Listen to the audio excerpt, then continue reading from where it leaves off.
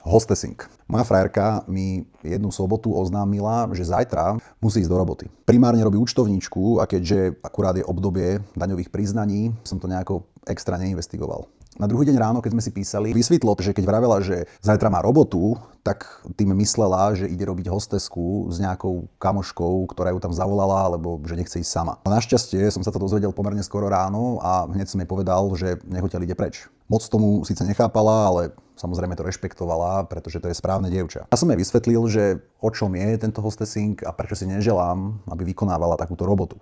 A ona mi zase vysvetľovala, že to zle čítam, že to bola úplne slušná akcia, že ku nej boli všetci slušní a že úplne zbytočne to preháňam. No a do pár hodín jej volala tá jej kamoška, s ktorou tam išla a vraví, že ten šéf je nejaký zvláštny, že má nevhodné komentáre a že ich po robote volá na večeru. A na druhý deň jej volala nejaká asistentka z tej firmy, že napriek tomu, že tam bola moja frajerka len hodinu, tak jej pošlu celú výplatu, pretože šéfovi sa veľmi páčila a že teda či by nemala záujem o pracovnú ponuku jeho osobnej asistentky a že či by s ním nešla do Dubaja na víkend.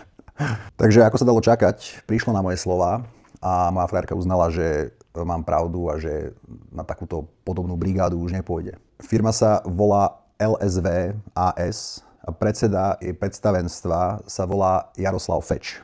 Čo predpokladám, že je ten pán, ktorý volal moju frajerku do Dubaja. A aj keby náhodou nebol, tak nech si proste dáva pozor na svojich manažerov.